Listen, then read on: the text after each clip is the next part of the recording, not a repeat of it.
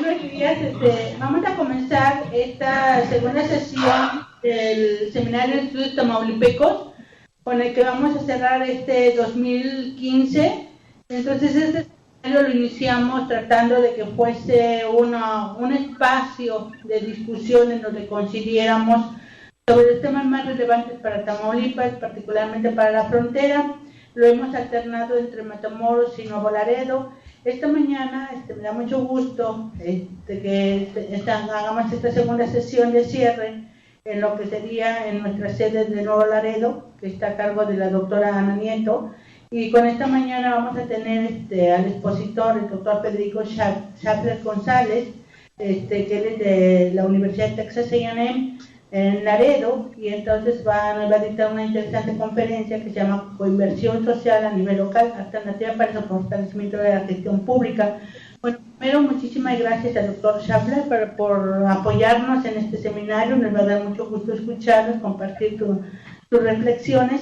Y en segundo lugar, voy a darle la palabra a la doctora Ana Nieto, nuestra representante en Nuevo Laredo, que se va a encargar de la logística. Ya saben, en la parte de ella nos explicará cómo vamos a proceder. Y bueno, sin más, le voy a dar las gracias también a todos mis compañeros, tanto de Laredo como aquí de Matamoros, el apoyo técnico para la realización de este evento. Y sin más, envío el micrófono para lo que es la doctora Ana Nieto. Gracias y bienvenido, doctor Schaffler. Buenos días a todos, es un gusto saludarlos aquí desde Nuevo Laredo, con la presencia del doctor Federico Schaffler, director del Centro Texas para el Desarrollo Económico y Empresarial.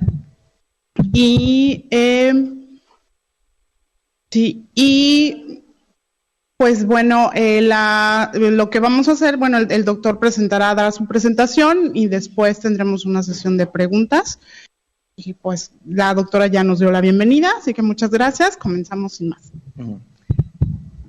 Bueno, muchísimas gracias, doctora Cirila Quintero, directora regional del noreste del COLEF, y doctora Ana Lidia Nieto, directora del COLEF en Nuevo Laredo, y a todos los amigos que están aquí presentes, algunos que están allá en Matamoros, Arturo Zárate, gracias por la invitación. Y en esta ocasión quisiera compartir algo de lo que fue el trabajo de la disertación doctoral que yo realicé en el Tecnológico de Monterrey, en la Escuela de Graduados de Administración, la EGAP, que ahora se llama de otra manera, y es sobre un programa de coinversión social a nivel local que se llevó a cabo en Nuevo Laredo. Es un caso de estudio que se llevó a cabo durante la gestión del gobierno municipal del 2008 al 2010. Este caso de estudio originalmente iba a ser una contrastación entre lo que se hizo en Nuevo Laredo, en este programa donde se aterrizó a nivel local la Ley Federal de Fomento a las Organizaciones de la Sociedad Civil y la ley estatal correspondiente, y que también después de alguna manera en Tijuana adoptaron, y al final de cuentas pues nada más se convirtió en un caso de estudio porque no hubo el acceso que yo hubiera querido a la información de Tijuana. Entonces, ¿cuál es el objetivo de ya para empezar, el objetivo de este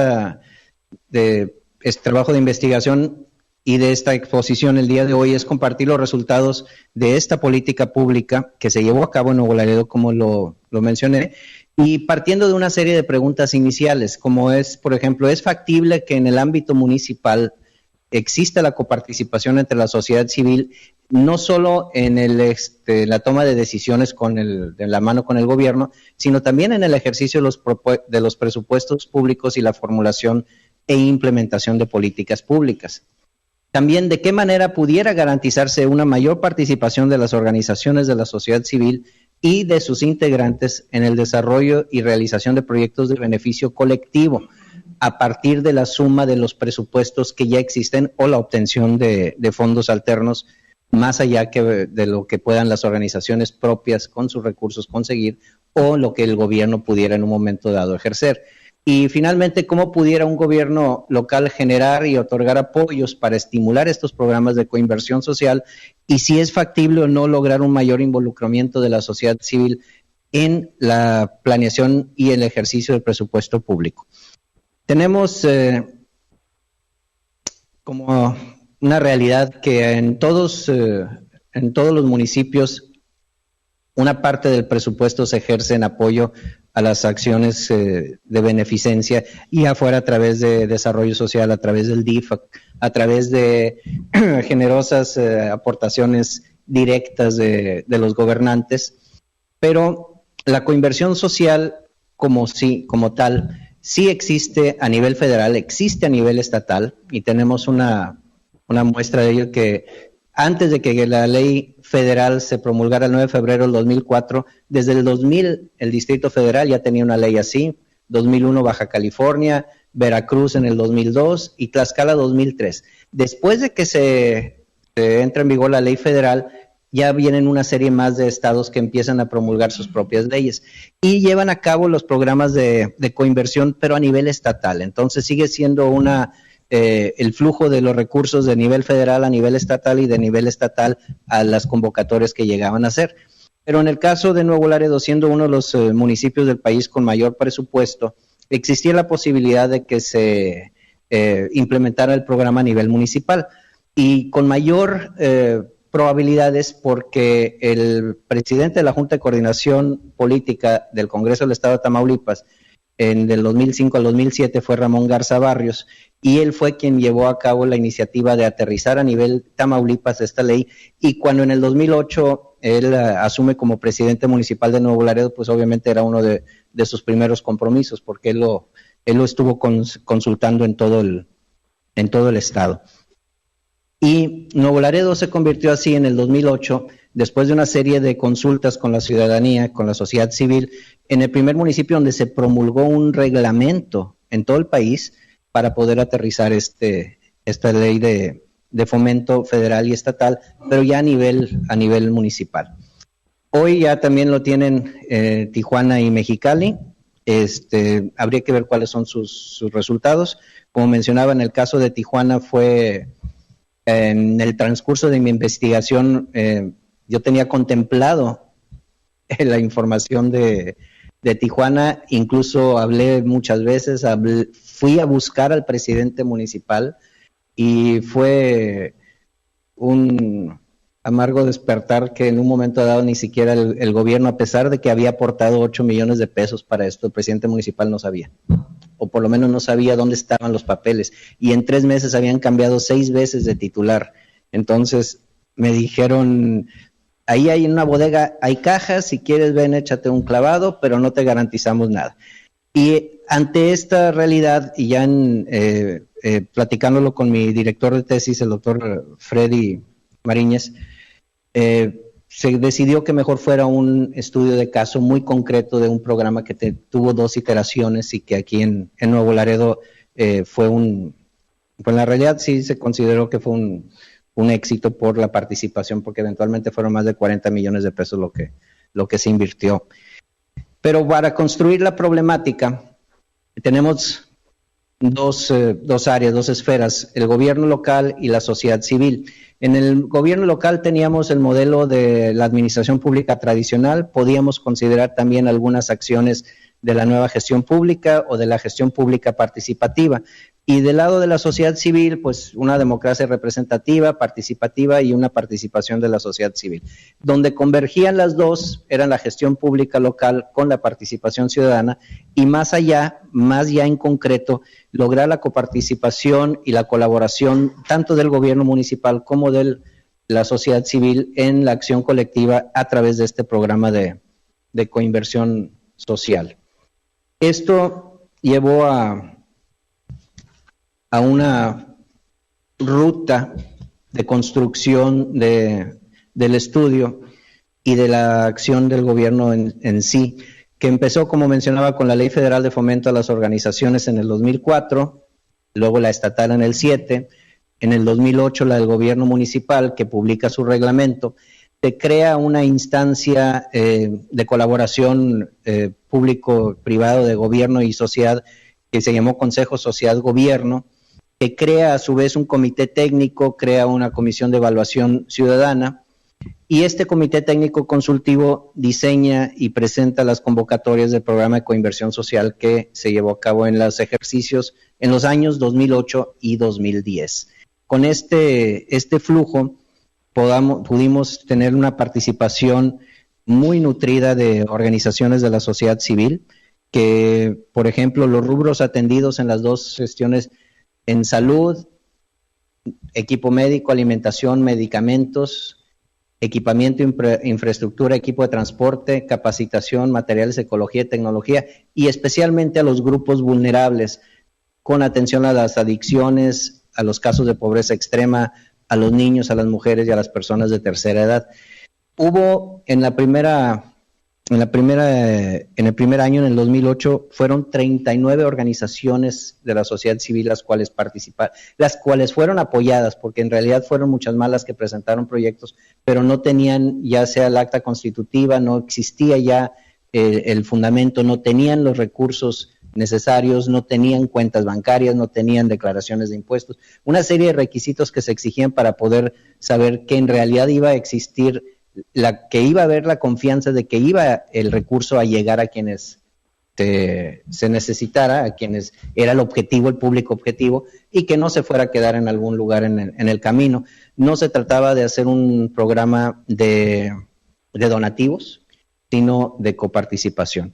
Lo que se le pedía a las organizaciones de la sociedad civil era que presentaran su proyecto, que el proyecto incluyera presupuestos, o sea, que incluyera cotizaciones, 3 cotizaciones de cada una de las cosas que ellos pedían, ya fuera un producto o un servicio, que tuvieran toda la cuestión legal en orden y que tuvieran el recurso para poder cubrir el 15% del costo. Por ejemplo, una ambulancia que solicitó uno de los organismos costaba, vamos a decir, 100,000 pesos, ellos tenían que tener en banco disponible ya los 15,000 pesos.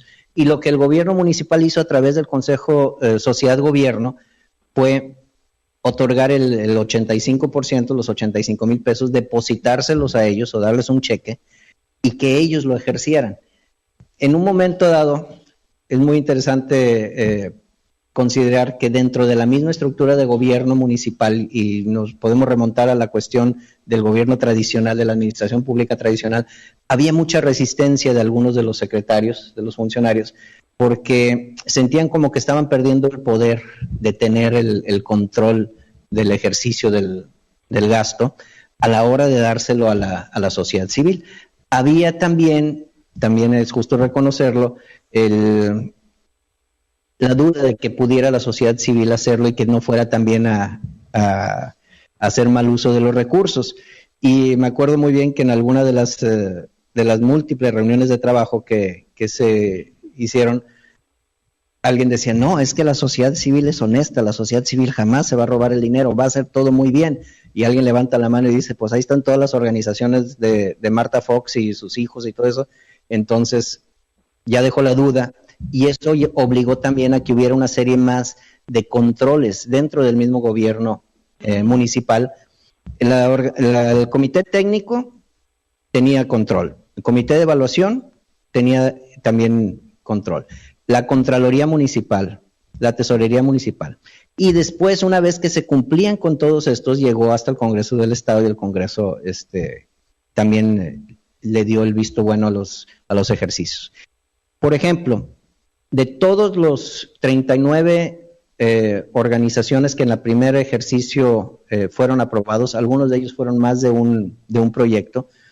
De momento creo que fueron alrededor de no sé si 46 o 47 proyectos diferentes.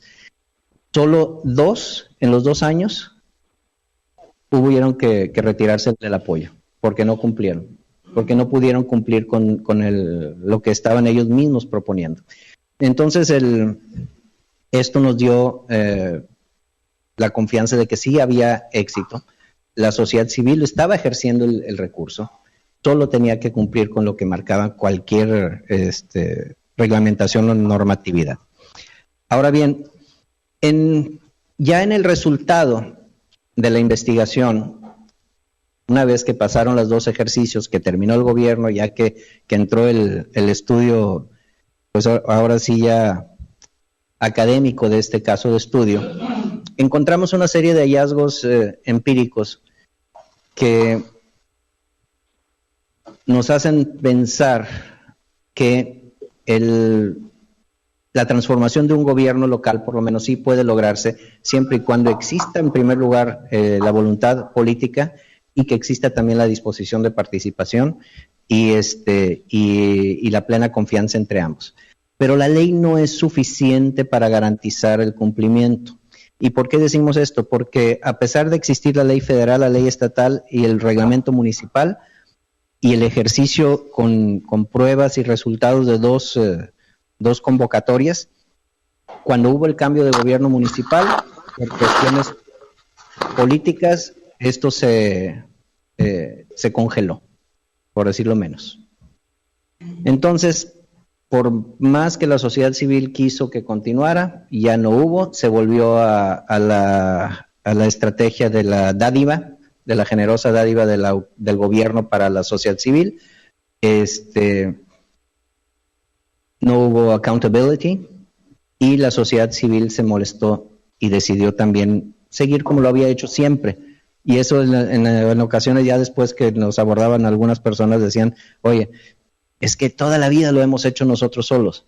Vimos una ventana, vimos una oportunidad de tener un dinerito extra para hacer más acciones y lo tomamos con la desconfianza, y eso está plasmado en la tesis de las personas que hicieron, teníamos desconfianza del gobierno. O sea, ¿por qué iba a ser diferente ahora, siendo que tradicionalmente y de manera constante el gobierno busca su propio beneficio más allá de, bueno, el propio beneficio de algunos de los integrantes del gobierno, no puedo decirlo de otra manera, que sobre la sociedad? Entonces, ¿qué pasó? Que tras el éxito de esto, viene una etapa que lo vamos a ver un poquito más adelante, de desánimo de la sociedad civil. O sea, ya no quería participar, porque además se vieron víctimas de una campaña de denostación en medios generada desde el gobierno municipal.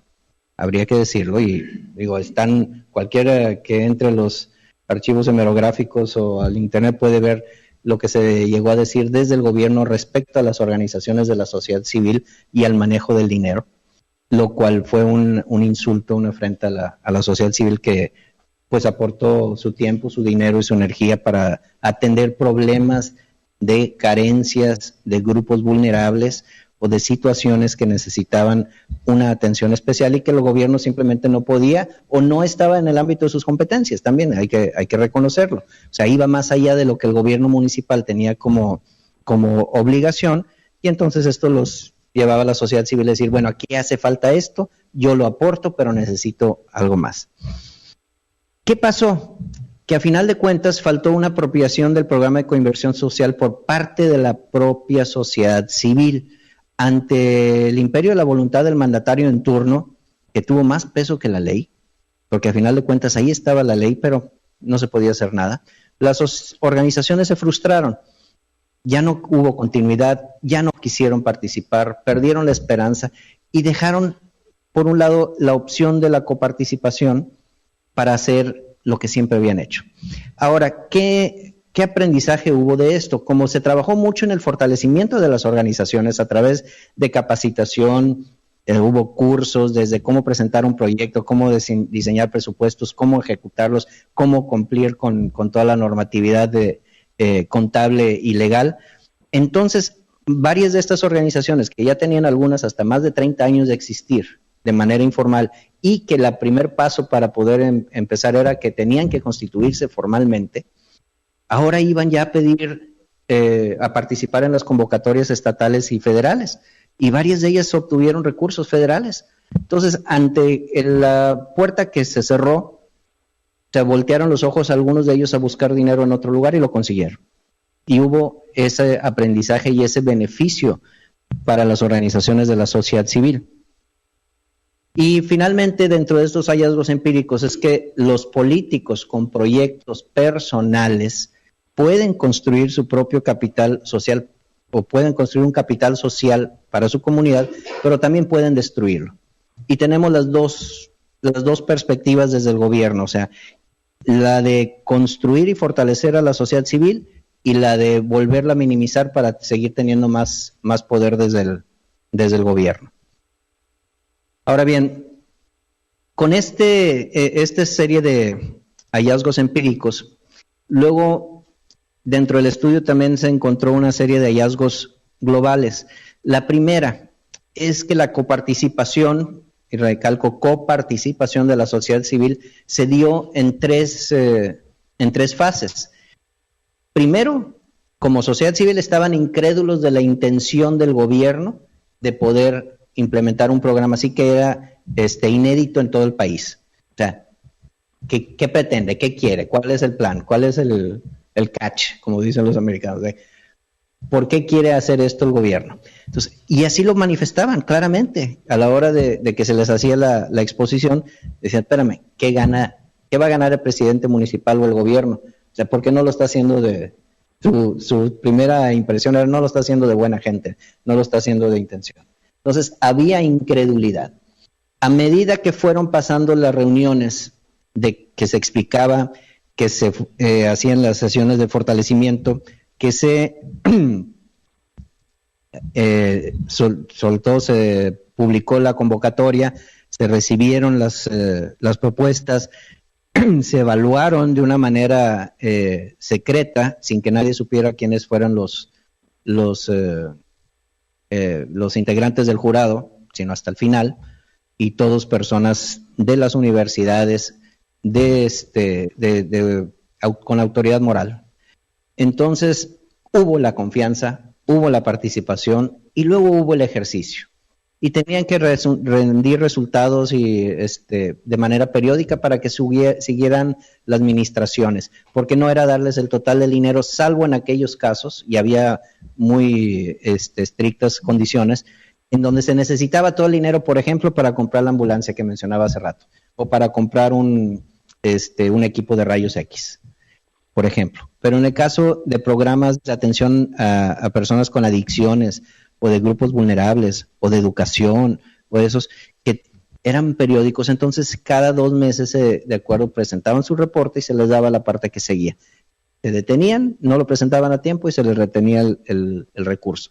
Y eventualmente, les digo, de todos los casos, solo hubo 2 en donde hubo que ya interrumpirlo porque ya no siguieron ellos mismos con esto. En el comportamiento del capital social, se encontraron también que hubo dos facetas. Primero, se empoderó a la sociedad civil ante la acción colectiva. La acción colectiva empoderó a la sociedad civil, pero esto trajo una contraparte que hizo más vulnerable la voluntad política. En un momento dado, el gobierno estaba abriéndose a la coparticipación, sí tenía la validación de la sociedad civil, pero de alguna manera también esa misma estrategia los abría a los cuestionamientos. Y el Comité de Evaluación Ciudadano cuestionaba al presidente municipal, a los secretarios, a todos, y eso obligó a otra actitud de parte también del gobierno. O sea, el gobierno incuestionable, monolítico, de una voluntad inquebrantable y todo, se veía vulnerado por la participación ciudadana, que cada vez se sentía con mayor derecho de exigir, aun y cuando es algo que tenemos como un derecho constitucional. Ahora bien, ¿qué acciones quedaron demostradas con este trabajo de coinversión social? Cooperación, comunicación, se consolidaron redes, hubo coparticipación, se sumaron recursos públicos y privados, había reciprocidad en la confianza entre las instituciones de la sociedad civil y las instituciones de gobierno, y las reglas eran muy claras, ahí estaban, tanto los estímulos como los incentivos, como los castigos y las consecuencias. Pero también hubo algunos obstáculos, siempre, por más que se quiere, hubo fallas de comunicación, hubo interpretaciones que se sacaron de contexto o fueron de una manera errónea, y sobre todo ya después al entrar el siguiente gobierno municipal, hubo factores psicológicos, ideológicos o políticos que decían, porque no, es que este es de tal ideología, este grupo acá, este apoya a fulano acá. Una de las cosas que se exigió, de alguna manera, fue que una organización política sí podía participar siempre y cuando cumpliera con ciertos requisitos. Y en la segunda convocatoria se desecharon varios proyectos que tenían un fin político. Lo que querían hacer era promover la figura de una persona que sí era sociedad civil y sí estaba dentro de ese organismo y quizás sí cumplía con todo lo que marcaba la convocatoria, excepto que sí había el afán de capitalizarlo de manera para esa persona. Entonces, como era a todas luces notorio, no se apoyaron esos proyectos, generaron molestia de algunos políticos, de algunos partidos, de todos los partidos quiero decir, porque de todos hubo, y lo bueno fue que para la sociedad civil eso representó también otra señal de confianza. O sea, se dieron cuenta que ese dinero que estaba destinando el gobierno municipal no era para fortalecer la posible campaña o candidatura de una persona, sino para poder hacer un bien social. Y finalmente, en ambos casos, en ambos gobiernos, el que lo creó y el que lo congeló, se impuso la voluntad política del gobernante en turno, del presidente municipal. En el caso del gobierno del 2008-2010, con todo el impulso de Ramón Garza Barrios, del presidente municipal, con la colaboración de la sociedad civil, se impuso y se hizo. En el caso del gobierno 2011-2013, de Benjamín Galván, no existió la voluntad de continuarlo y la voluntad de la persona fue congelarlo, por decirlo menos. Entonces, pues eso es una realidad incuestionable, ¿no? O sea, la voluntad política tiene que ver mucho en esto. Aún y cuando la sociedad civil puede hacer sus programas sin necesidad del gobierno, y lo ha hecho siempre, y lo va a seguir haciendo. Pero cuando el gobierno tiene la oportunidad de poder hacer algo, y lo vemos, ha habido, no sé si cientos de convocatorias a nivel federal y de los estados, y ahí existen, y ahí están, y están generando resultados. Entonces, bueno, Nuevo Laredo tiene la peculiaridad por su presupuesto que podía destinar, a final de cuentas fueron en los dos ejercicios, se autorizaron 28 millones de pesos del gobierno municipal. Existió una comisión de fomento dentro del gobierno municipal que se encargó de analizar el presupuesto, de ver qué recursos, y esto es al principio, antes de todo, antes de convocatorias y antes de todo era, ok, ¿de cuánto estamos hablando? Porque el alcalde podía haber dicho, pues vamos a darles 10 millones de pesos, vamos a darle 100 o vamos a darle 1. Pero no se trataba de decir de dónde vamos a sacar ese dinero. De que él dijera, vamos a poner eso, y si no existía, y si no había disponibilidad presupuestaria.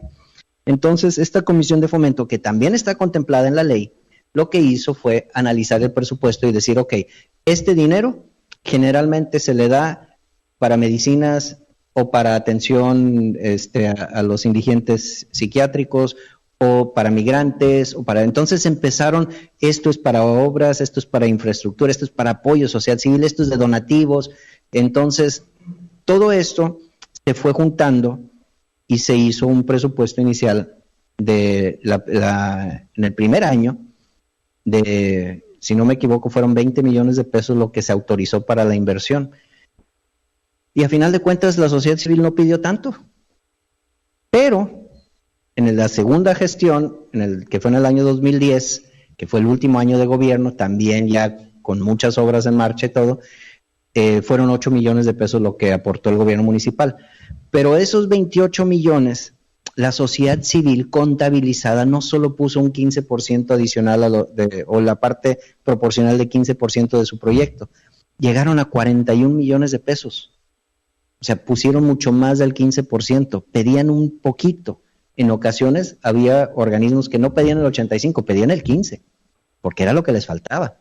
Y de una manera muy directa y honesta decían, ¿para qué quiero este dinero si yo ya lo tengo con mis rifas, con mis donativos de los clubes rotarios, por ejemplo? Y hubo muchas acciones que hoy, al paso de 5 o 7 años, están todavía funcionando. La Organización de Atención a Indigentes Psiquiátricos, mencionaba los Rotarios, ambulancias para casos de incendios, muchos organismos de la sociedad civil pudieron comprar infraestructura o equipamiento o vehículos que hoy en día todavía están funcionando, y ellos son los que lo mantienen. O sea, ellos dan el día a día el recurso, pero con ese proyecto sí pudieron hacer algo más de lo que tradicionalmente hacían. A manera de concluir esta breve exposición de lo que es la coinversión social a nivel local como una alternativa para el fortalecimiento de la gestión pública, encontramos que es necesario diseñar políticas públicas que sean perdurables, mas no inmutables. O sea, siempre existe la posibilidad de mejorar, o de cambiar, o de eliminar, o de poder agregarle algo o hacerle un ajuste. Pensar que las políticas van a quedar tal como están así, o sea, la misma Constitución nos lo señala con los miles de cambios que ha tenido desde hace casi 100 años. Entonces, sí se están haciendo, sí es necesario eso. Hay que diseñar políticas, y en el nivel municipal también. Y toda política pública es perfectible y mejorable. O sea, no es, por más trabajo de gabinete, de escritorio, por más creatividad, por más voluntad política, o sea, siempre existe la necesidad de consultar a la sociedad civil, y no solo porque lo marca la ley como una obligación, sino ir más allá para ver qué podemos hacer o qué pueden hacer los gobiernos y qué podemos hacer nosotros como ciudadanos para poder mejorar una ley que ya está, o una política pública, un programa de gobierno. Hay que trabajar de una manera muy fuerte en que la sociedad civil se apropie de esto. Si la sociedad civil hubiera alzado la voz y hubiera dicho, espérame, la ley me protege, la ley me ampara como ciudadano, como sociedad civil, como organización legalmente constituida, aquí está la ley federal, la estatal, y aquí está el reglamento municipal. Tú tienes, gobierno, la obligación de aportar un porcentaje de tu presupuesto en programas de esta naturaleza. Quizás otra cosa hubiera sido, pero la sociedad civil no se apropió, y ahí hubo muchas otras circunstancias que también dieron lugar a que la sociedad civil decidiera no sacar la cabeza, como mencionó alguno de los entrevistados, por el temor de que pudiera pasar algo, ¿no? De enfrentarse al gobierno, que también de por sí es una lucha generalmente estéril, ¿verdad? Generalmente, no siempre. Se necesitan crear instituciones que sean sólidas y democráticas. El Consejo Sociedad-Gobierno fue una de esas. Era una mayoría ciudadana. En los institutos municipalizados eran, en la mayoría, ciudadanos que no tenían nada que ver con el gobierno, quienes estaban en los consejos consultivos. Hay ejemplos muy, muy claros. Hubo algunos otros institutos, y esto también es una anécdota interesante. Cuando se crearon los institutos, Nuevo Laredo tenía Instituto de Reserva del Uso de Suelo, de Planeación, Instituto Municipal de la Mujer, que se creó, el Instituto Municipal de la Competitividad y el Comercio Exterior, y eventualmente se creó también y se aprobó el Instituto Municipal de Cultura, pero nunca entró en vigor, y no me acuerdo si me falta algún otro. Ahora hay más institutos de adicciones y de varias cosas más, todo muy bueno, todo muy importante.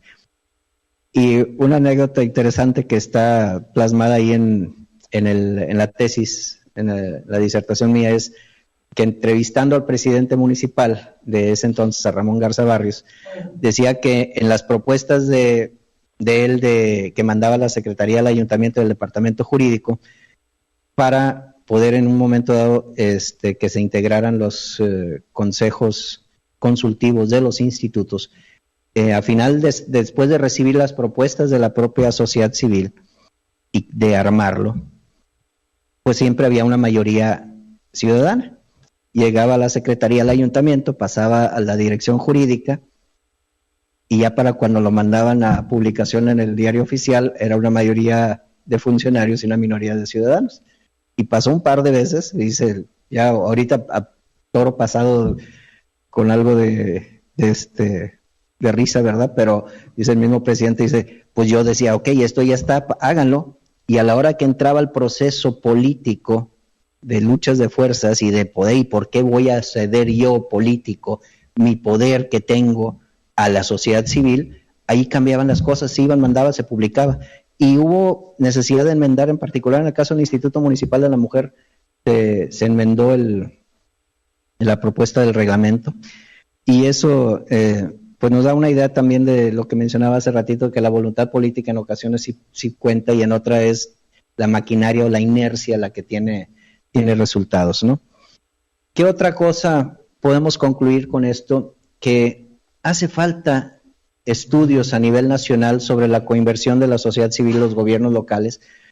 Hace falta saber si en otros lugares, yo no encontré ningún caso, y estuve buscando mucho tiempo, de que la sociedad civil generalmente lo que hace, va y pide, y el gobierno da.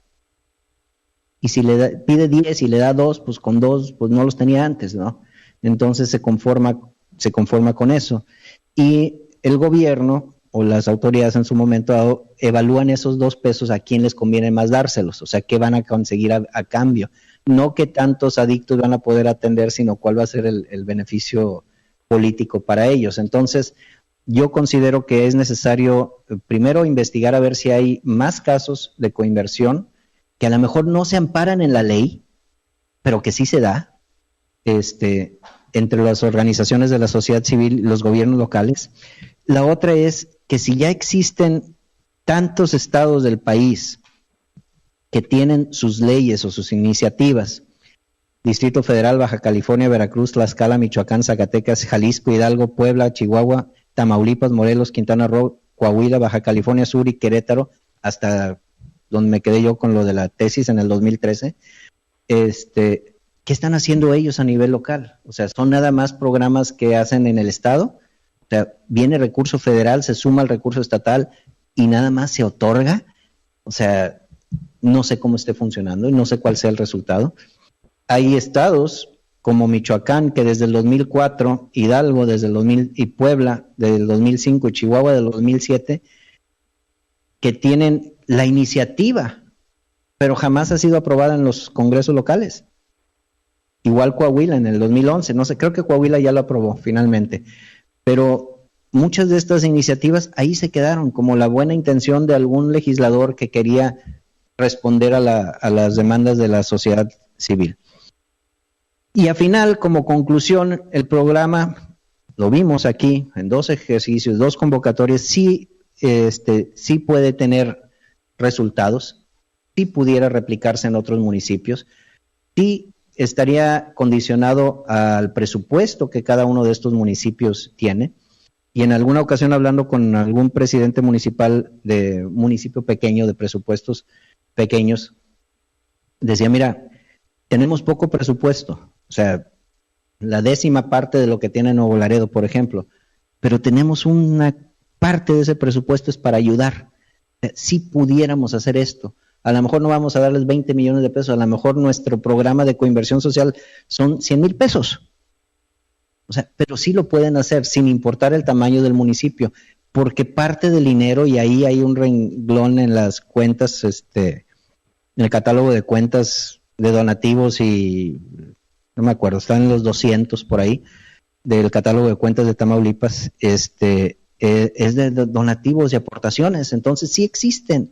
Y cuando tú revisas un informe de gobierno, a final de un año, de un ejercicio, encuentras que el renglón de aportaciones y donativos y todo eso es mucho dinero, pero no es, there's no accountability, o sea, no hay cómo estás rindiendo cuentas. Entonces sí pudiera ser, como conclusión final, que la coinversión social a nivel local sí pudiera ser factible como una alternativa para fortalecer la gestión pública, una gestión pública donde más tuviera que ver la sociedad civil. Entonces, a manera de conclusión, este es el trabajo de mi investigación, de mi disertación doctoral. Fue, reitero, un caso de estudio único hasta el momento que se ha dado. Y pues muchísimas gracias por esta oportunidad y quedo a su disposición para las preguntas.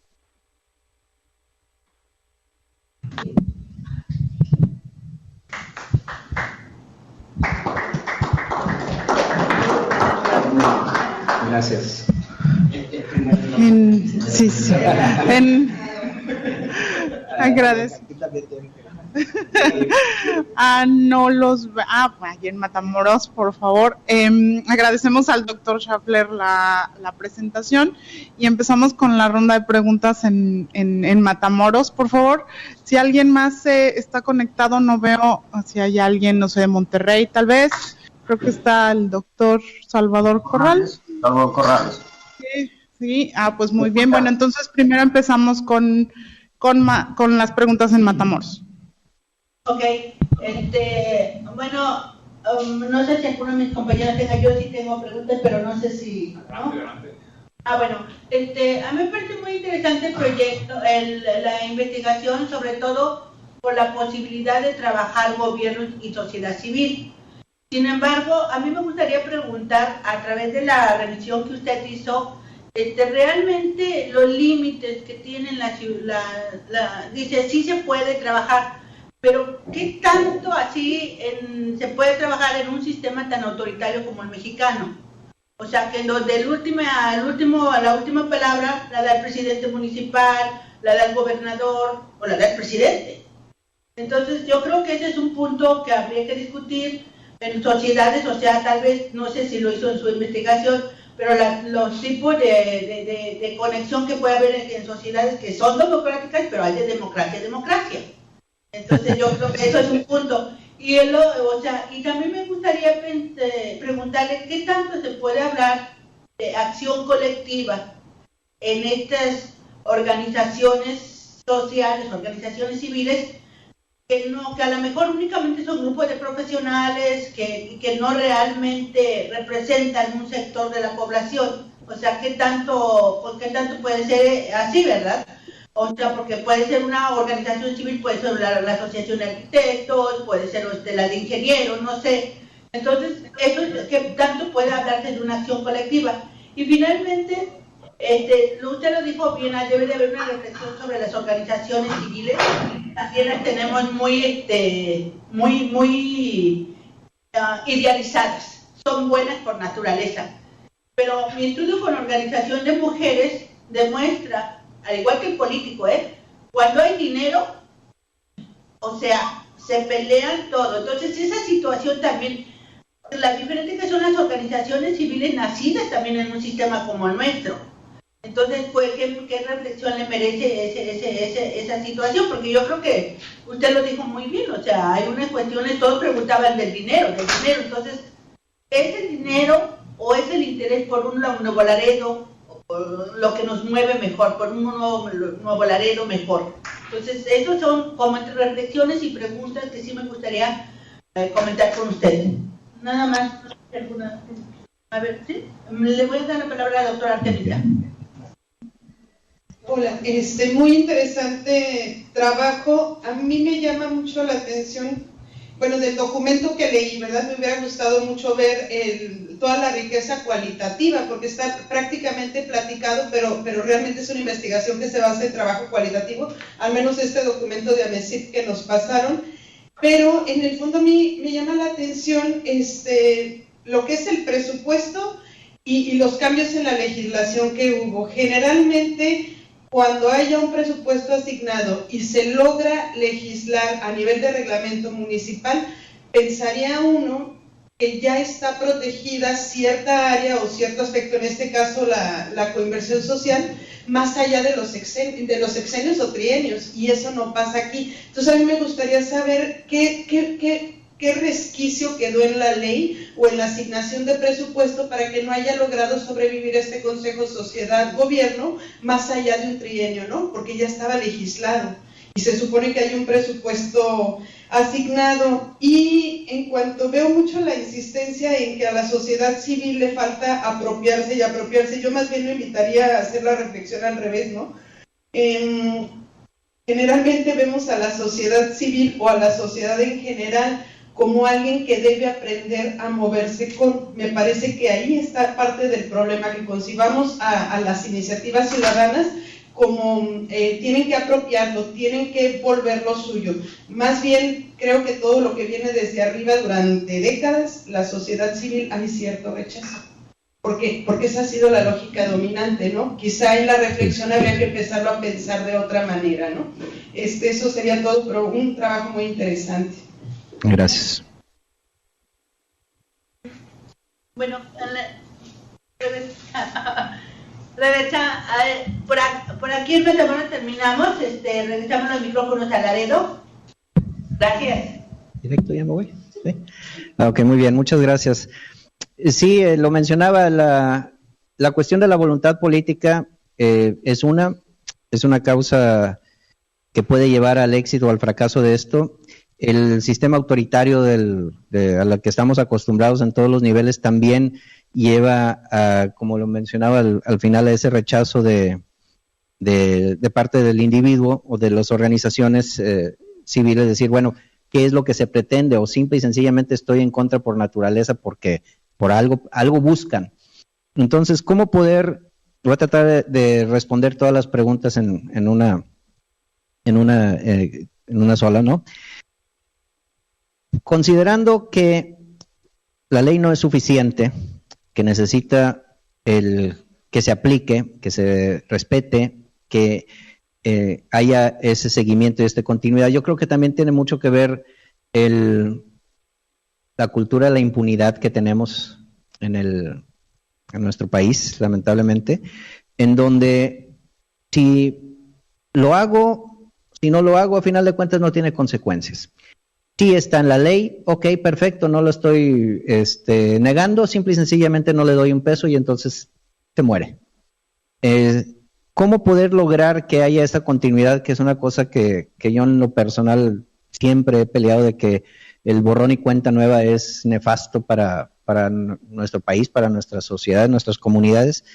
Lo único es implementar medidas de respuesta, de obligar la rendición de cuentas y de que tenga consecuencias para con la autoridad. A lo mejor todos sabemos que los municipios en buena medida viven de los presupuestos de las participaciones federales y estatales. Pues decir tan fácil como esto, tú tienes que destinar al menos un 2.3% de tu presupuesto para coinversión, y si no lo haces, pues te retengo las participaciones.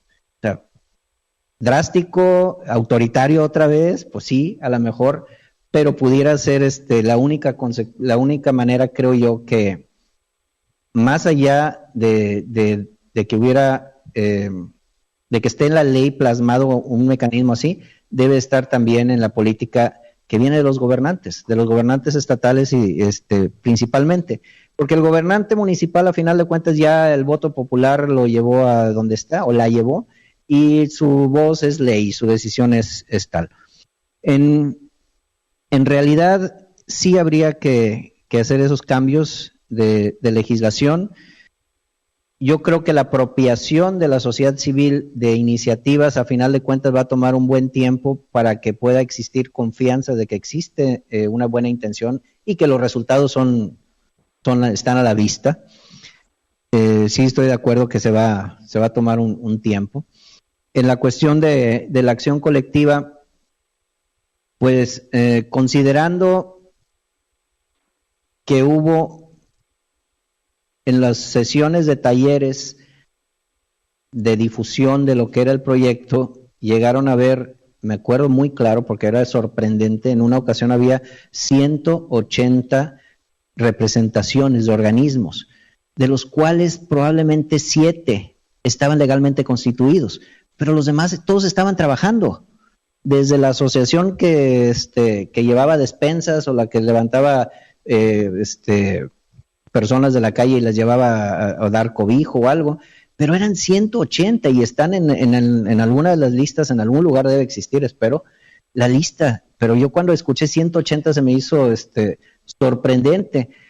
Cuando después se les exigió que estuvieran ya con una constitución legal, con su acta constitutiva y todo eso, pues se redujo muchísimo, pero todavía así terminaron siendo alrededor de 80 organismos los que cumplieron con todo eso.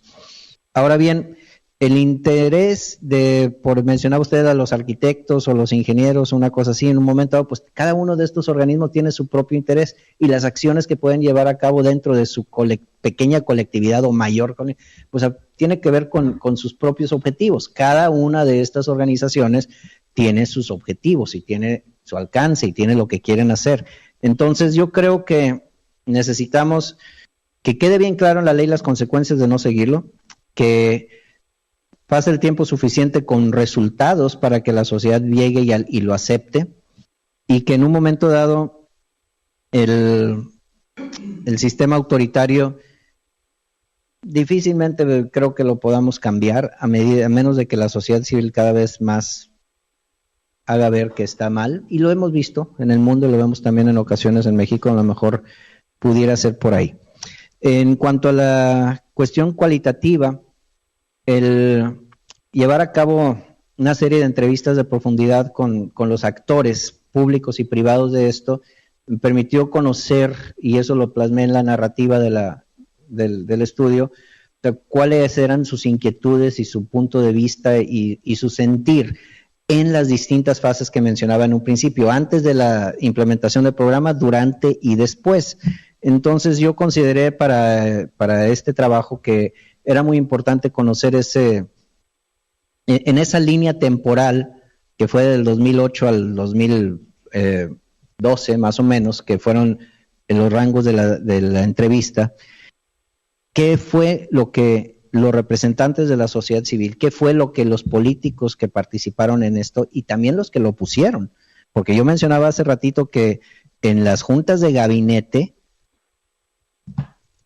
era una mayoría de servidores públicos que estaban en contra de esto, empezando con el tesorero, o sea, que no estaba de acuerdo, y el presidente y un par más de secretarios, o sea, impulsando esto, cuando la autoridad del presidente en muchos casos, o en todos los casos, hubiera sido más que suficiente para que se hiciera, pero él hacia el interior del gabinete lo abría al diálogo, lo mismo que hacía al exterior. Y ahí es vuelvo a lo mismo, es la voluntad del político, ¿no? Y no me acuerdo, no sé si quedó alguna de las inquietudes pendientes, pero si no, con mucho gusto lo puedo aclarar si quedó algo pendiente. Bueno, pues en Monterrey, ¿alguna pregunta? Salvador. Yo estoy nada más. Yo no, llegué un poco tarde y prácticamente esos temas no los conozco. No. Muy bien, bueno, pues entonces, pues muchas gracias por unirse a la sesión. En la Secretaría de Hacienda, 1187, pero no me acuerdo nada de... Bueno, pues gracias por acompañarnos desde allá. Aquí en Nuevo Laredo, entonces, preguntas, por favor. Primero yo, Antonio. Bueno, yo quiero hacerle un par de preguntas. Una tiene que ver más bien con la experiencia propia del proyecto de conversión social, la otra tiene que ver con cuestiones metodológicas. Bueno, empiezo mejor con la metodológica. En el documento que usted nos participó, nos envió, habla de cómo fue desarrollando este proceso y cómo el trabajo cualitativo fue relevante, fue fundamental para desarrollar todo su proyecto de investigación. Mi pregunta es, desde el punto de vista metodológico, ¿cómo realizar un proyecto de investigación estableciendo un distanciamiento respecto al problema de investigación en el sentido de que usted fue el secretario de Desarrollo Social de este proyecto, de esta gestión 2008-2010? ¿Cómo establecer ese distanciamiento que permita desarrollar o llevar a cabo un proceso de reflexión objetivo, a distancia, sobre, en este caso, el problema de estudio? lo preguntó no solamente por la curiosidad propia, es decir, que yo he intentado hacerlo también a partir de mi experiencia con el trabajo del Instituto de la Mujer y me ha sido muy complicado lograrlo. Muy difícil. Pero también a partir del resultado y la conclusión de su trabajo. Y aquí viene mi segunda pregunta. Yo coincido con usted en el sentido de que la experiencia de conversión social sí fue un aspecto que marcó y distinguió a una administración pública. Creo que, digamos que es como el sello de ese periodo de gobierno precisamente fue este proyecto. Sin embargo, yo me quedo con la duda, con la inquietud y con cierta certeza también de que realmente fue más un proyecto político de origen, más que un interés propio de establecer un nuevo modelo de gestión pública en la comunidad. Y lo comento porque si al final estamos hablando de un monto de inversión de 28 millones de pesos, en este contexto que nos comenta usted sobre las dudas de los funcionarios públicos sobre abrir a este proceso de conversión esta cantidad de dinero, pensando que Nuevo Laredo tiene 2,000 millones de presupuesto al año, no es ni siquiera el 1.6%. Entonces, de origen me parece que el proyecto de conversión esta iniciativa no necesariamente representaba un modelo de gestión pública, sino un modelo de interés político, un proyecto político impulsado desde la propia figura que usted lo dijo, el presidente municipal, sobre todo porque efectivamente el señor había sido presidente de la Comisión del Congreso que impulsó todas las reglamentaciones de fomento a las organizaciones de la sociedad civil, todas las legislaciones o el marco normativo relacionado con estas figuras de participación ciudadana, con la creación de las instancias locales de participación ciudadana de los distintos temas que nos comentó. Entonces, yo me quedo más bien con esa idea, reconociendo que efectivamente sí marcó una diferencia en la concepción, en la manera como la ciudadanía percibíamos al gobierno local. Pero no estoy convencida que efectivamente haya sido este interés, ¿no? Y en ese sentido, entonces, es que creo que por eso el resultado final es que llega el fin del periodo de gobierno y inmediatamente lo que hace la siguiente administración es tratar de borrar, ¿no? De borrar todo lo que huele y se vea de la administración anterior, vamos a borrarlo, ¿no? Entonces, creo que en ese sentido también coincido con los comentarios que hicieron compañeras de Matamoros. Un proyecto de conversión social que sea cobijado por la ciudadanía difícilmente lo va a hacer cuando viene establecido de una manera jerárquica, autoritaria desde arriba, ¿no? Y reitero mi posición, mi percepción sobre el problema, porque si mal no recuerdo, en este proceso, el primer obstáculo al que se toparon cuando llegó la nueva administración es que efectivamente había un gran número de asociaciones trabajando en la comunidad, pero todas ellas no tienen una figura jurídica, no tenían recursos humanos preparados para iniciar esta nueva forma, ¿no?, de trabajo comunitario. Y lo primero que se tuvo que hacer es darle formalidad, capacitación, ¿no?, a todas esas organizaciones. Desafortunadamente, mucho de este trabajo se hizo, sí, desde la administración pública, pero utilizando como figuras sociales, entre comillas, que al final representaban también proyectos políticos personales, y en particular, reconociendo el trabajo importante que hizo Esfera Ciudadana, pero al final detrás de eso había un interés político también, en mi opinión, ¿verdad? Entonces, bueno, por una parte. Y el último punto es, usted reitera en su documento que hubo una carencia, una falta de empoderamiento de la ciudadanía. Mi pregunta entonces es, ¿cómo empoderar a la ciudadanía con proyectos de este tipo, de esta naturaleza, con este origen? Me sigo haciendo la pregunta pensando también, por ejemplo, en la experiencia misma del Instituto de la Mujer, que a pesar de que hubo un proceso de, ¿cómo decirlo?, Yo creo que sí hubo un proceso de realmente de reflexión sobre la naturaleza de la problemática, sobre la importancia de la participación ciudadana en el tema, y de ahí que el grupo de mujeres haya tratado de mantener el proyecto a flote a pesar de todo. Uh-huh. Entonces, ahí creo que sí hubo un proceso de empoderamiento, pero de un grupo muy pequeño, ¿sí? de mujeres que al final sucumbió y trató luego de recuperar, como salir de las cenizas luego en la administración actual, ¿no? Pero, ¿cómo empoderar entonces a una sociedad? ¿Será quizás el que no se haya tenido como propósito eso precisamente empoderarla? De manera, no lo sé, lo estoy reflexionando solamente. Ahora, ¿se puede empoderar a una sociedad en este tema de la participación ciudadana cuando no es posible institucionalizar una política de esta naturaleza en 2 años, en 3 años de gobierno? ¿Se hubiera podido lograr? No, probablemente no lo sé. Son dudas que ahí quedan solamente. Sí.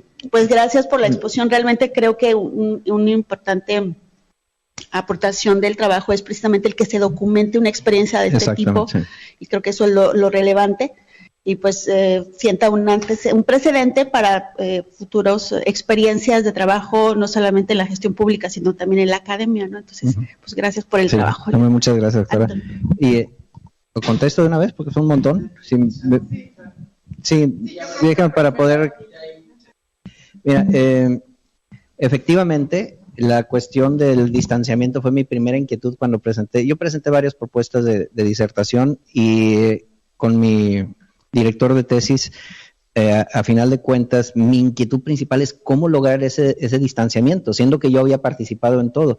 Y me la volteó bien fácil, dijo, ¿quién mejor que tú para decir esto y que quede documentado? Pero necesitas teoría. O sea, necesitas el desapego, que reitero, tal lo mencionaste, es muy difícil, porque fue algo que tuve la fortuna de ver desde el nivel de la creación de la ley a nivel estatal, hasta su implementación y lo posterior, porque verdaderamente era algo que yo en lo particular sentía. Y volviendo a la cuestión del fin político, en la misma entrevista una de las entrevistas que le hice al expresidente municipal y está en la tesis, él reconoce que en un principio sí era el cómo lograr llegar a una mayor aceptación considerando que la sociedad ve mal al gobierno. Pues la única manera es haciendo partícipe a la sociedad en las acciones de gobierno. Y está plasmado ahí en la tesis en algún lugar. Él menciona eso, dice, pero después me di cuenta, menciona él, de que era la mejor manera de que esto pudiera cambiar. O sea, pero a final de cuentas sí, él mismo reconoce que en un principio ese era el objetivo. ¿Qué faltó? Sí, continuidad en 3 años o en 2 años, difícil. Si hacia el interior de la estructura del gobierno municipal era difícil lograr que se aprobaran algunas cosas, ya imagínate ahora después ya metiendo a 80 o a 100 personas de la sociedad civil y todos opinando. Y la única manera que yo veo que pudiera esto en un futuro poder funcionar con el empoderamiento de la sociedad civil es que si de parte del gobierno hay resultados y respeto. O sea, sí te voy a dar la oportunidad de participar, aquí hay dinero, tú ejércelo, nada más hazlo bien, yo te checo, como me checas tú a mí, dice, pero te respeto y te continúo. Si hubiera habido una continuidad del programa, entonces a lo mejor estaríamos hablando de otra cosa. Pero no se dio.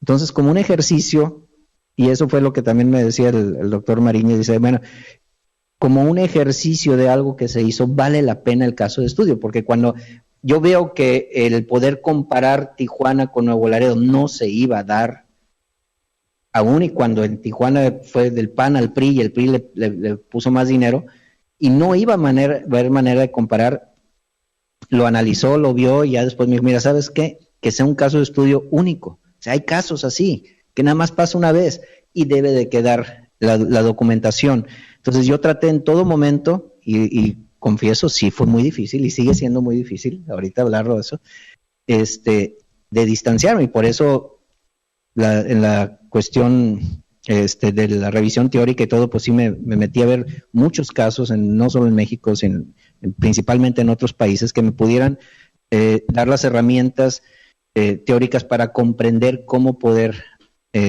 encauzar esto. Entonces, resultados y respeto, el que a final de cuentas, y también está ahí en la tesis, menciona que en ese plazo, en ese periodo, fue más de lo que se esperaba. La respuesta de la gente fue más. Fueron esas 180 organizaciones, al final de cuentas entre 80 y 100 se legalizaron, pero todas siguieron trabajando, desde las asociaciones para jugar ajedrez hasta los que regalan cobijas. O sea, entonces existió un resultado que a final de cuentas sirvió. O sea, las organizaciones están ahora constituidas y tienen un objetivo, tienen una misión, tienen una visión y tienen la manera y pagan impuestos también. La parte que les toca ahí a través de los CLUNIs, ¿verdad? Entonces, sí, fue una parte muy pequeña del presupuesto, o sea, definitivo, y la segunda gestión fue más pequeña todavía, porque fueron 20 millones y luego 8, pero a final de cuentas es algo. Cuando en el estudio de lo que pasaba después, en alguna ocasión encontré que en el primer año de la gestión subsecuente, en donativos y aportaciones, eran más de 200 millones de pesos, y luego desapareció el internet, ya no volví a encontrar la fuente, y ahorita en este momento, punto y aparte, estoy haciendo otro estudio y estoy buscando la visión de ese gobierno municipal y no está en ningún lado, y nadie me la puede dar. Entonces, no hay. Entonces, qué triste que como sociedad y también nosotros como académicos en un momento no puedes recurrir a información porque se desaparece. Y eso es una de las cosas que es abominable. Yo, cuando me han invitado a diseñar planes municipales de desarrollo para algunos municipios o propuestas de gobierno para unos, digo, tiene que quedar una herencia, ¿cómo le llamo?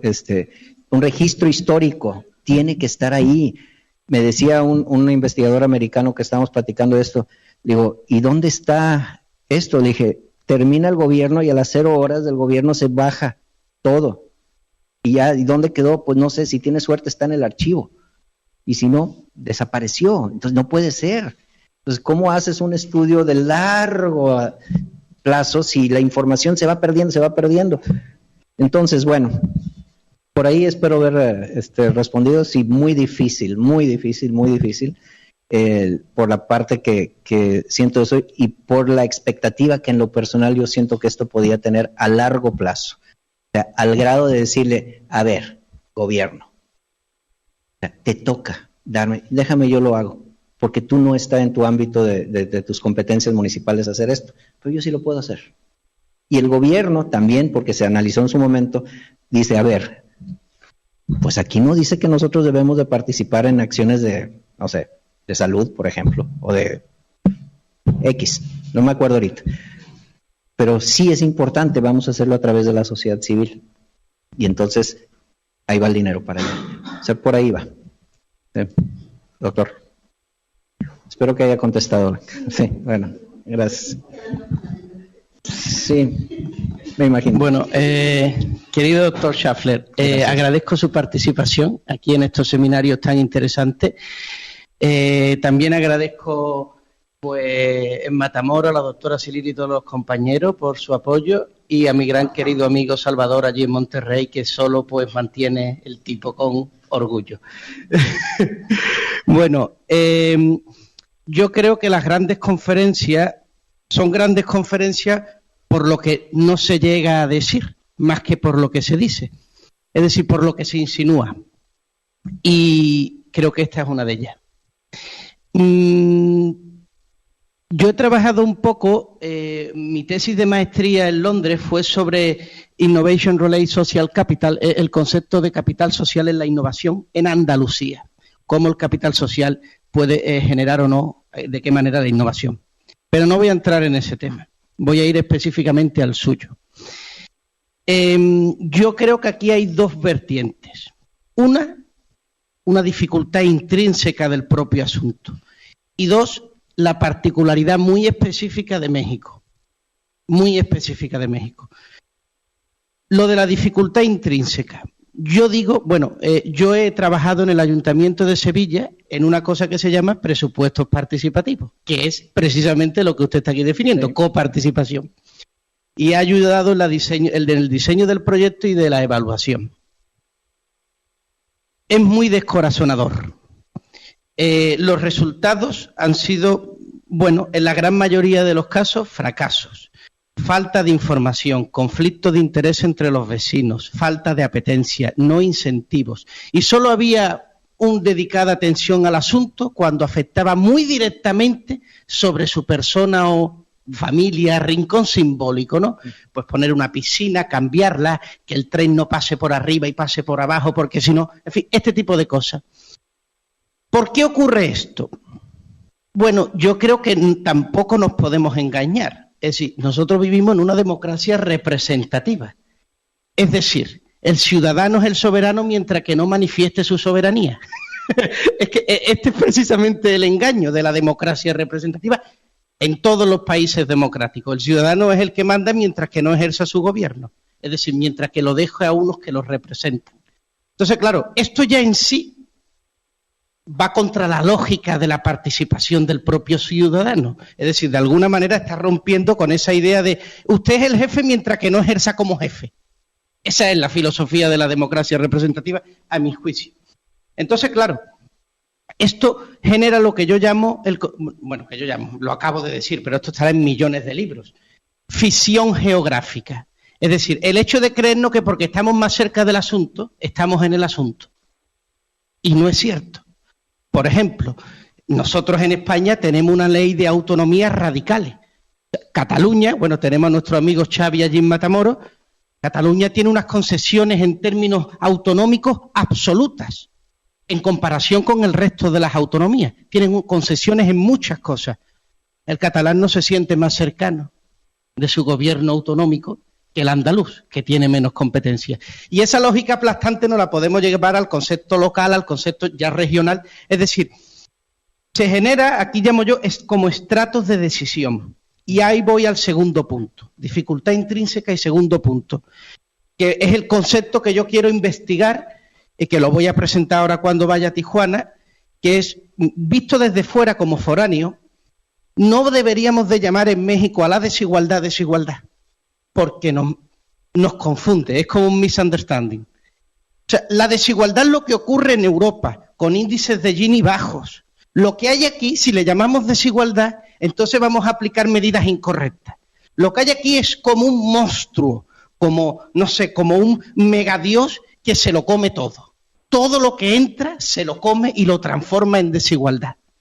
¿A qué me refiero? Con un ejemplo. Hay millones de ejemplos. Voy a poner uno que me ha ocurrido con el acceso a Internet en mi casa, pero me voy a ir a uno que usted ha demandado de la voluntad política. ¿Por qué está la ley y no se cumple la ley? Yo quiero poner Internet. Llevo un mes con Telcel para que me ponga Internet y no me lo ponen. En su casa no va, en su casa no funciona, no llega el cable sí llega. Y un día viene un jovencito a ponerme la instalación y yo le pregunto, oye, llevo un mes esperando y aquí no ha venido nadie. ¿Por qué? Y él se ríe y me dice, porque mis compañeros técnicos están mucho más gordos que yo y no se atreven a montarse en la azotea porque se pueden caer. Es decir, ellos dicen, ya vendrá otro, ya vendrá el siguiente, ya vendrá el siguiente. Esto es radicalmente interesante, radicalmente, a mi juicio, interesante porque pone el asunto de la voluntad política. Es decir, para que se cumpla la ley se tienen que dar, a mi juicio, dos criterios, que es, uno, reconocimiento, conciencia de la ley, y dos, responsabilidad. ¿A qué me refiero con responsabilidad? A sentir como cosa mía la propia ley. ¿Cómo siento como cosa mía la ley? El concepto de simpatía, es decir, no simpático de gracioso, de funny, no, simpático del concepto filosófico de simpatía, de tener una atracción hacia algo. Ese es, a mi juicio, el elemento que hace que las leyes se cumplan. En el Ayuntamiento de Sevilla no teníamos el problema de la voluntad política, teníamos el problema de la negación de los ciudadanos a querer intervenir. Eran como, bueno, ya esto pasa, sí, una piscina, sí, pero ya cuando tenemos que hablar, ya tengo que informarme, y claro, ya estas decisiones son un poco más complejas, ya es la apatía que genera. Pero aquí no solo eso, aquí es también, como usted ha dicho, que el político dice, va a venir el ciudadano a decirme a mí lo que yo... Claro, ahí el político es consciente de que hay una ley, es consciente de que hay una constitución, pero no la siente como parte de sí. ¿Por qué no la siente como parte de sí? Y en España, de alguna manera, sí la sentimos un poco más como parte de nosotros. Yo creo que, a mi juicio, tenemos que enfocarnos en el concepto de desigualdad, pero un concepto de desigualdad económica que rompe con todas sus fronteras. Es decir, el político no tiene nada que ver con el ciudadano. El alcalde de Nuevo Laredo no tiene nada que ver con el poniente, aunque venga del poniente, aunque haya nacido en el poniente, porque se generan esos estratos sociales que ya no tengo nada que ver con aquello. Y eso, a mi juicio, tiene mucho que ver con el desfase tan radical de desigualdad. O sea, es tan enorme la desigualdad, lo hablaba con Blanca, lo hemos hablado muchas veces, que el país es como si fueran dos países distintos, el país formal y el informal, que requerirían dos gobiernos distintos, con dos planes económicos distintos que en un largo plazo convergieran. Pero se generan los shocks asimétricos cuando queremos meter en la misma política cosas irreconocibles, ¿no? Entonces, yo veo ahí el asunto, ¿no? El asunto es tremendamente interesante, tremendamente descorazonador, porque si no se soluciona de alguna manera el concepto de desigualdad, si en México no se reduce la desigualdad a unos niveles tolerables, lo que en el resto del mundo llamamos desigualdad, porque claro, cuando yo llegué aquí me hablaban de desigualdad, un índice de Gini del 0,405, yo me tiraba del balcón, yo digo, esto no es desigualdad, esto es otra cosa, esto no se le puede llamar desigualdad, no es efecto de políticas, es la propia causa. Es la desigualdad la que genera el tipo de políticos que tenemos aquí, el tipo de economía que se genera aquí, el régimen de estructura productiva que se genera aquí, monopolios de energía, de producción. El asunto lo lleva todo, es como, no sé, el dios este griego que, no sé quién era, que se lo come todo y lo transforma en su propio hijo, ¿no? Pues la desigualdad es así, es tan terriblemente grande que cualquier idea original que tengas te revierte a sí misma y se convierte en un proceso generador de desigualdad. Y si vemos cualquier caso desde el Internet, aquello que usted ha comentado, o cualquier otro asunto, yo ahora estoy con los Objetivos de Desarrollo Sostenible en la frontera, igual, siempre nos encontramos con ese poder destructivo de la terrorífica desigualdad que tiene México. Bueno, es un comentario, y ahora si usted quiere pregunta, es lo que es que es tan interesante lo que ha planteado que me ha obligado a hablar. No, y es tan interesante lo que usted ha dicho, doctor, también que o sea, y es cierto ahí hablando de ahorita de lo del Gini, los índices de Texas y Tamaulipas, Nuevo Laredo están alrededor del 5. O sea, es más, probablemente Laredo, Texas es más desigual que que Nuevo Laredo. Y esto lo presentamos hace poco, ya estando yo aquí en la Universidad de Texas A&M International University, con un grupo de personas que venían de Harvard. Decían, espérame, pero ¿cómo? Entonces, dijo, no estamos, o sea, en nuestra región no estamos como en otros lugares, o sea, es diferente, y estoy de acuerdo con usted, doctora, en eso, y eso me llamó mucho la atención, lo que se insinúa, lo que no se dice, muchas cosas, que no lo puedo decir ni como académico, ni como ex político, que no me conviene, entonces...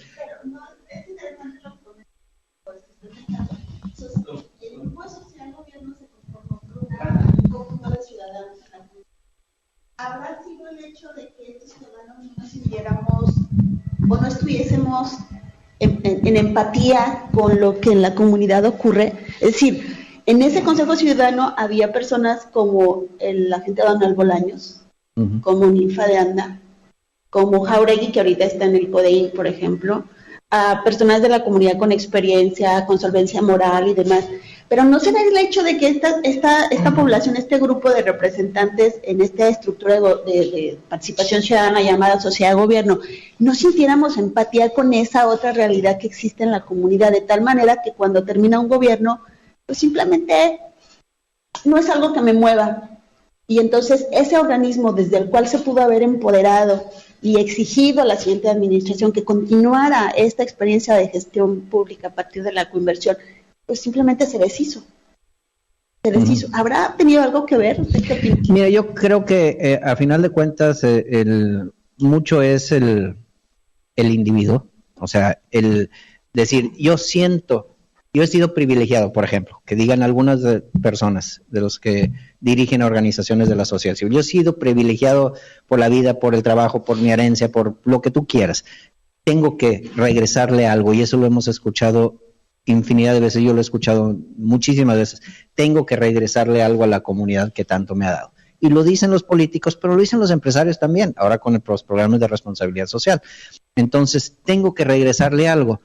Y encuentran una ventanita, una vía para hacerlo, y ya se justifican. Porque yo conozco casos de empresas que, o sea, de unos capitales increíbles, y le dedican una pequeña partecita a la responsabilidad social, pero lo suficiente para poder alardear que lo hacen. Y entonces ya se sienten satisfechos consigo mismo, ya hice yo algo, ya limpié el canal que está atrás de la planta que tengo, o llevé despensas a las personas mayores, o hice una fiesta de Navidad para los niños de una escuela del Poniente, y ya como que ya cumplí. Y yo creo que en muchos de estos casos, no quiero generalizar, pero en algunos de estos casos sí es como que, ok, yo ya hice lo que pude, aproveché la oportunidad, me regreso, y así me lo dijeron muchos de los entrevistados, yo me regreso a lo mío. ¿Qué necesidad tengo de exponerme, de arriesgarme, de enfrentarme a ese poder monopólico y a esa voluntad del gobierno? O sea, ¿quién le gana? O sea, si no es una muchedumbre, una masa, como ha pasado en otros países, o sea, una voz, o sea, no es suficiente. Y sí, en nuestra realidad también es peligroso. Entonces, sí, yo creo que en parte es por ahí, decir, ok, yo ya cumplí, yo ya hice lo mío, déjame regresarme o sea, yo ya hice lo que tenía que hacer. Y no hay un compromiso a largo plazo. Hace poquito, y estoy hablando de menos de 15 días, nos tocó recibir a una delegación de personas de Haití y de República Dominicana. Una semana estuvieron con nosotros, queriendo conocer cómo es la vida en la frontera, porque es muy especial y muy diferente. Y ellos están en la misma isla y dicen que están espalda con espalda desde hace 200 años. Me dio risa que el embajador, uno de los que me dijo, afortunadamente no tenemos ejército, no tenemos ejércitos, porque si los tuviéramos ya nos hubiéramos matado unos a otros.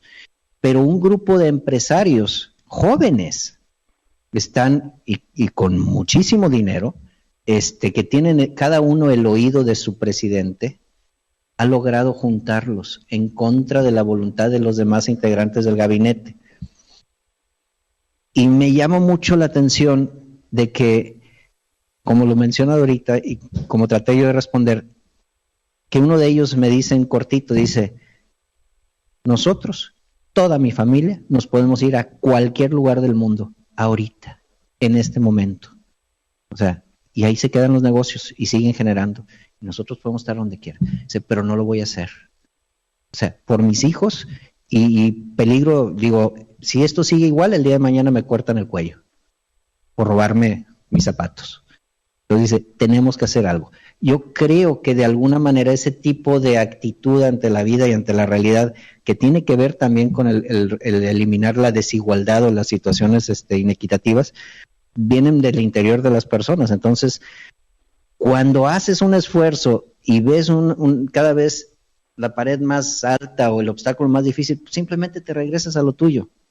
Entonces yo creo que aquí, para poder lograr, y también tratando de amarrar eso, es que ese empoderamiento, esa participación, ese tiene que darse con confianza, con responsabilidad, con resultados, con respeto y con una actitud que es muy difícil, pero que los políticos deberían de tener, que esto es más grande que yo. O sea, cualquier presidente de la República, el gobernador o municipal, decir, lo que yo voy a hacer es más allá de mi interés. O sea, todos dicen que lo van a hacer por el pueblo, por servir al pueblo, bla, bla. O sea, pues, de más allá. Doctor, yo quería poner un ejemplo muy bueno. Sí, Doctor, yo quería poner un ejemplo muy gráfico que a ver si así también nos ayuda a entender todas estas complejas dinámicas que hay detrás. O sea, el padre y el hijo. Padre autoritario, tradicional, en casa se hace lo que dice el padre. El padre llega un día a casa y le dice al hijo, hoy vamos a hacer lo que tú quieras, presupuestos participativos. El hijo interviene. ¿Cuál es la reacción del hijo? Mi padre se ha vuelto loco. Miedo. ¿Qué le ocurre a mi padre? No lo reconozco. ¿Qué pretende? ¿Qué pretende? Digo, seguro que tiene una intención, claro, pero es que es muy lógico que piense eso. Si la cultura y el simbolismo entre los dos es autoritario, es lógico que el hijo se pregunta que hay una ruptura que yo no soy capaz de comprender. Por eso vamos al ejemplo real. La gente que dice que hay que real político cuando me da tal. ¿Con quién no haría el hijo esa interpretación? Con el hermano. ¿Por qué? Porque con el hermano, supongamos que no es el caso de que el hermano le lleve mucha edad, sino que sean de edades similares, se establece un sentimiento de corresponsabilidad, de simpatía. Es decir, mi hermano y yo nos manejamos en el mismo, esto los sociólogos le llaman acto simbólico, ¿no? Cultura simbólica, ¿no? Él y yo nos entendemos solo con una mirada. Y ante nuestro padre, reverencia y obediencia. Hay que convertir entonces el asunto al gobierno en un hermano. ¿Y cómo se convierte al gobierno en un hermano y no en un padre legislador?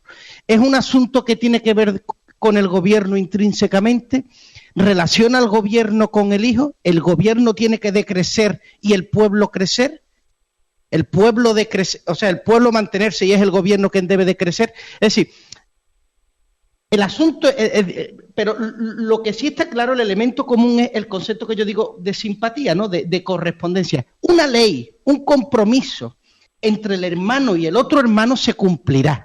Y si no se cumple, aceptará el castigo. Es decir, hay un enforcement, ¿no? Un enforcement de law, ¿no? Bueno, no sé en español cómo, que se hace que la ley se cumpla. Pero ¿qué pasa con el padre? Tú imagínate que el padre, dictador, le dice al niño, hoy vamos a ir a Disneyland, y no van. ¿Puede el niño recriminarle al padre que no le ha llevado y que ha roto su compromiso y que por tanto ahora el padre está castigado 3 días en el cuarto de baño? No. El padre le da un guantazo al niño y le dice, quítate, tengo otros asuntos. ¿Qué dice el niño? El padre no cumple con la ley, con el hijo. Por tanto, vemos ahí que lo que hace que la ley se cumple no es que la ley explícitamente esté puesta, ni tan siquiera que el padre diga, tienes que cumplirla, sino que haya un acercamiento, si haya una conciencia de formar parte de eso que la ley explicita.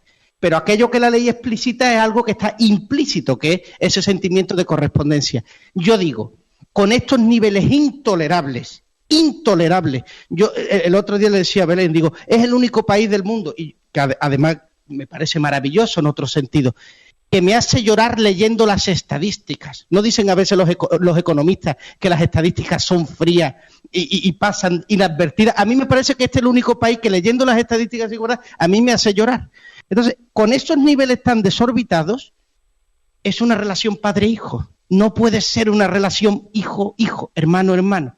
Es como, digo, el poner el ejemplo un poco para hacerlo más comprensible todos los disparates que he soltado hoy. Sí, y en esa relación padre-hijo, eventualmente, pues el hijo tiene la posibilidad de ir al psicólogo, para ver, toda la que me generó de problemas mi padre. ¿Y aquí a quién vas como ciudadano? ¿Con quién recurres? ¿Con el legislador, que es de los mismos? O sea, muy, muy interesante el símil. Arturo está muy callado ya. Hola Arturo. Nomás te estaba saludando. Bueno. Quiero hacer un comentario. Que si bien escriben muy buena ciencia ficción, también escribes buena ciencia. Gracias. Qué amable, gracias Arturo. Qué amable. Ahí hablando de la ciencia ficción, para los que no lo saben, escribo ciencia ficción, ya lo compartió aquí mi amigo Arturo, y cuando me tocaba hacer los informes de gobierno municipales era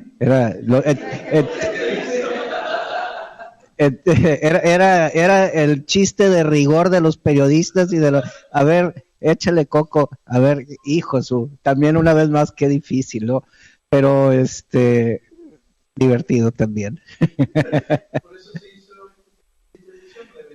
No, yo ya de antes. No, eso ya es. Y ahora lo que. Sí, y a futuro ya lo que quiero ver más allá es la política en la ciencia ficción. O sea, ya hay muchos estudios, pero eso es alguna de las cosas que yo quiero empezar a... Y ojalá pueda hacer una novela que mezcla las dos cosas. O sea, a ver si alguien la lee. Bueno, para empezar, a ver si la termino. Bueno. Bien. Bueno, pues yo solamente comentar dos cosas rápidas, breves. Una, yo creo que, bueno, en relación a lo que decía Blanca, en tono serio, acerca de esta diferencia o este cuestionamiento entre la política como tal, ¿no? El ejercicio de la política y las intenciones de los políticos a la hora de diseñar estos programas. De hecho, yo creo que la política sí funciona, ¿no? E incluso como el desarrollo de los sistemas políticos funciona así.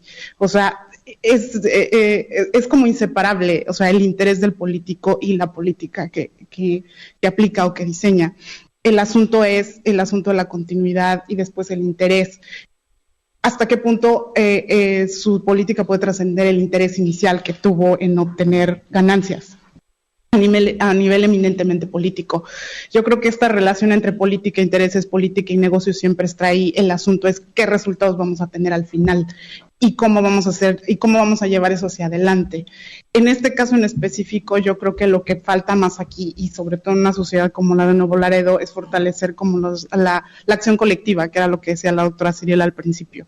Sí, realmente las acciones colectivas, tal vez desde un sistema micro, digamos de lo micro a lo macro, para aprovechar lo que llega de lo macro a lo micro, ¿no? O sea, como ese siempre ha sido, creo que, una de las discusiones que he venido leyendo desde el siglo XIX acerca de cómo hacemos funcionar la política y luego cómo hacemos funcionar a la sociedad en la política y con la política. Y la otra es algo que, como una anécdota que se cuenta entre los historiadores, que al respecto de la aplicación de la ley, lo que se artemisa de por qué, o sea, esta diferencia entre lo que está en la legislación y por qué el presupuesto al final no llega. Y en el siglo XVII los virreyes novohispanos decían, obedezco pero no cumplo, ¿no? O sea, obedezco porque está ahí y no voy a negar que está ahí, pero puedo ignorarlo, ¿no? Entonces creo que ese es un rasgo ya muy claro de nuestra cultura política que viene desde el siglo XVII, desde la época colonial. Entonces, el obedezco pero no cumplo, yo creo que es algo con lo que tendríamos que luchar tanto en lo micro como en lo macro, pero en fin, es solamente unos comentarios. ¿Algo más? ¿Alguien más? Entonces, el doctor Chapler. Bueno, pues muchísimas gracias a todos, doctora Ciria, por esta oportunidad, doctora Ana Lilia, Arturo, Blanca, Antonio, todos, Jesús, todos. Es una oportunidad de poder, y de hecho es la primera vez que la presento aquí, la fue a presentar a Toluca y les llamó mucho la atención, y aquí en nuestra tierra pues no había habido la manera, y no, pues no sé, yo espero que eventualmente las cosas cambien, se va a tardar mucho. Ayer, no muy lejos, estaba hablando con mi hijo de 25 años y él se quejaba de muchas cosas de las que están pasando en el país y de las expectativas y todo eso, y con ganas de emigrar. Y yo me di cuenta con tristeza que de repente dije, mira, sí necesitamos como país cambiar, no va a ser fácil y no va a ser rápido, pero hay que hacer algo. Entonces, lo que te toque a ti hacer, hazlo. Y yo creo que al final de cuentas, cada uno en nuestro ámbito tenemos que hacer y pues alzar la voz, o por lo menos que quede constancia de ahora con internet y con todo, pues es una facilidad tremenda de que tú puedes hacerlo. Ok, esto es lo que yo pienso y si no te gusta, ni modo, pero así es. Pero siempre buscar ese trabajo de coordinación, esa simpatía, como dice el doctor, o sea, y también la empatía de ponerse en el lugar del otro, porque si lo logramos, yo creo que sí podemos tener mejores gobiernos y una mejor sociedad y pues tener ese futuro que debemos de tener. Y a lo mejor ya no quiero entrar para que parezca político, pero es algo que yo sí siento que eventualmente tenemos que hacer. Y además de agradecer esta oportunidad a ustedes, por reiterar que ahora desde Texas A&M International University, TAMIU, en el Centro Texas para el Desarrollo Económico y Empresarial, estoy a sus órdenes. Tengo muchísimos años de estar muy cerca del COLEF, aunque estos últimos no mucho, pero creo que hay manera de poder hacer algo. Yo estoy a sus órdenes, doctora Cirila, doctor, todos, para poder ver si podemos trabajar en algo en conjunto. Gracias.